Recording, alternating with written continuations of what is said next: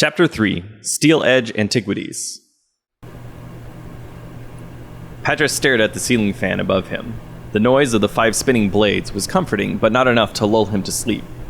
The very first rays of morning light were starting to shine in from the window across the room. This was the most obnoxious part of having an eastern-facing window. The sun was more than happy to stab him awake with merciless shafts of bright fusion. He covered his eyes to block out the approaching light, but even this renewed darkness did not bring the sweet unconsciousness that had eluded him for so long. He wondered, how long can I go without sleeping before going crazy? Can insomnia be fatal? It was something Ray would probably know. He seemed to know everything, or at least pretended to. Deciding the entire exercise futile, he drew the blinds on his window and peered out over the cityscape. His apartment was only big enough for a single person, but the view was breathtaking. From his 5th-story window, he could see all the way to the tower itself. Practically the entirety of Voidgate was visible from this peaceful vantage point. Patras closed the blinds and got dressed. He grabbed his keys and wallet and headed downstairs into the street. The storefront was only 2 districts south, and there was plenty of organizing to do before Ray got in. Walking down the streets of Voidgate always made Patras feel a bit nostalgic. Between the modern buildings and the glow of streetlights, it was easy to pretend that the entire world had returned to a time before the transposition. In the grand scheme of things, a century doesn't seem so long, but it has been long enough that there are few left alive with first-hand knowledge of that world. He can still remember his grandfather's stories about the old world, about the vast numbers of people and cities. For example, electrical technology used to work anywhere on the planet, not just near the towers, and there was a planet-wide information network that everyone had access to. The old world geniuses had even colonized the moon. No one knows why the transposition occurred, or if someone did know, they were lost during the catastrophe. Patras thought to himself, it might be possible for that world to exist again. The sun shined brightly in the eastern sky. The facade of the Steel Edge Antiquities Company came into view. Patras unlocked the front door and entered. It would be another few hours before Ray arrived, so he went into the back room in search of some coffee beans. There were only a few authentic sources of coffee left in the world that were not inside the territory of the multitudinous Sniperian species. The Steel Edge Company just happened to have 5 pounds of beans from the pre-transposition Great Void. Seeing as Ray won't ever find out, Patras removed a handful of beans and started grinding them. He knew this was the equivalent of drinking pure diamonds, but he reveled in the ostentatiousness of the action. It's a good thing the act itself was satisfying, because it turns out that Great Void coffee tastes awful. The smell was divine, though. Now that he thought of it, the smell wafting through the entire store was a fatal flaw in his perfect plan to enjoy his forbidden coffee.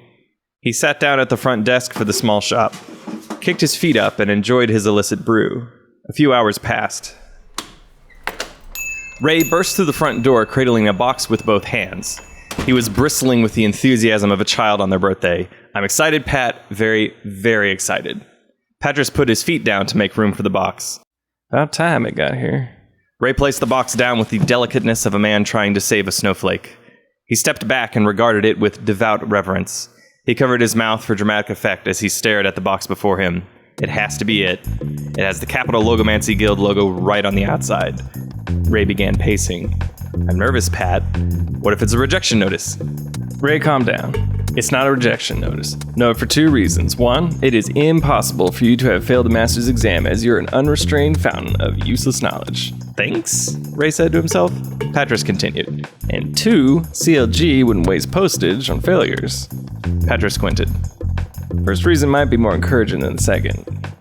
All right, I'll open it. Ray pulled a small knife from his belt and put it to the edge of the box.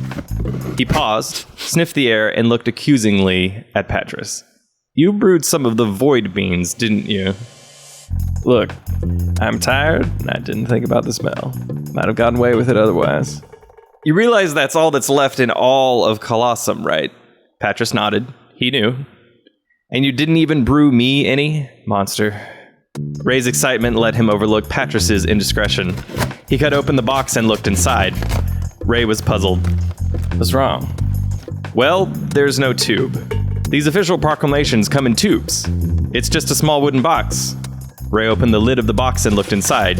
It appears to be a metal something? Actually, it looks like an iridescent cube. This is both very strange and very disappointing. Clearly this package was meant for someone else and was labeled wrong. I guess that means my master's certificate is out in the wilderness somewhere. Sorry, Ray. Was hoping it'd be the certificate too. No need worrying about it now. We should store this in the safe until we figure out who it belongs to. Ray closed the wooden box and, somewhat deflated, took it to the back storeroom. He returned shortly and glared at Patras.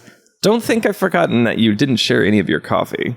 There's always more in the back if you want some, Patras pointed dismissively. Selling that coffee alone is enough to keep this place running for a year, so I'll stick with the responsible choice and abstain. No fun in abstaining. Your problem, Pat, is that you don't think far enough ahead. Fortunately, I can do the thinking for both of us. Ray sat down on one of the simple wooden chairs across from the reception desk. His smile faded and his tone became more serious. Have you slept any? Not a minute. Been 3 days and I don't know how much longer I can last. Your health is the first priority, of course, but I'm only half kidding about the coffee beans sustaining us. We'll need to actually take a new job soon. I know, Ray, I know. Nothing seems to help. You could always try some more unorthodox chemicals, you know. Ray's suggestion was cut off by the sound of the front door opening. A pleasant ding chimed overhead.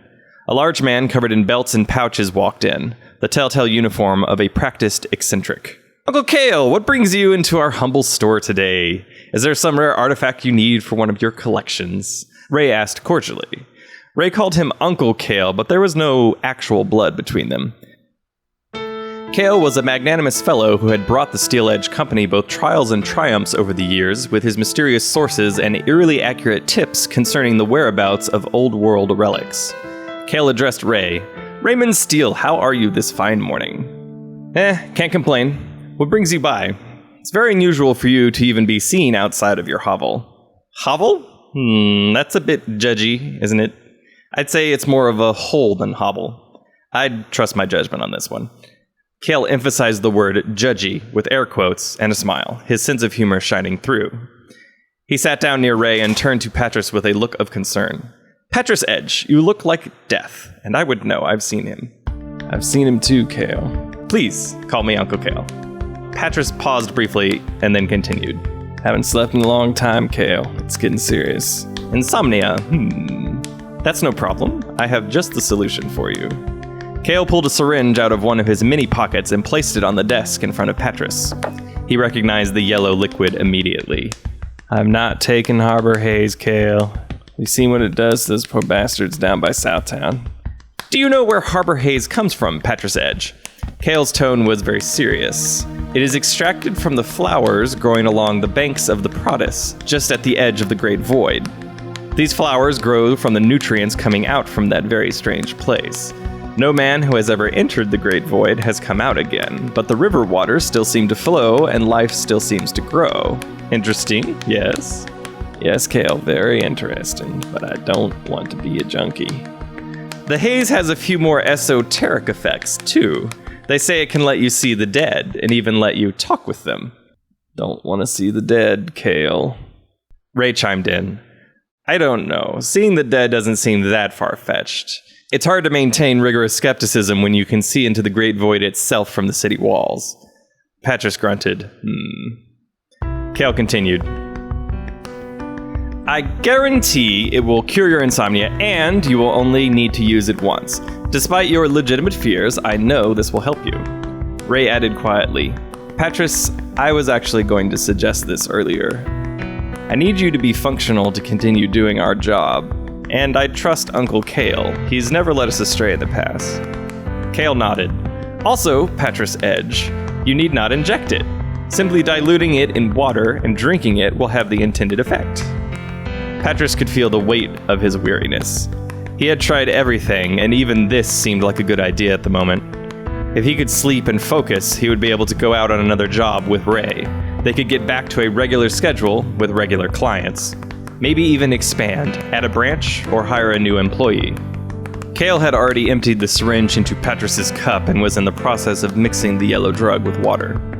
All right, I'll do it. Patras downed the potion and leaned back in his chair. Kale leaned in and spoke to Patras directly. The effect will be almost immediate. Things will become strange. Just know that when you wake, you will be refreshed and renewed. Patras closed his eyes and could feel the world slipping away. Kale's mellifluous voice echoed in his head. Darkness is not evil, Patras edged. So show respect, and respect will be shown to you. Patras's mind drifted off into sweet unconsciousness. In the infinite possibilities of the internal world, he was connected once again to his dreams, the world he had been exiled from for so many days. A chaotic mindscape unfurled before him, and that is where he first met the dragon's son. The Aspect of Separation is a novel by Jeffrey Nordine. On the next episode, Chapter 4, The White Room.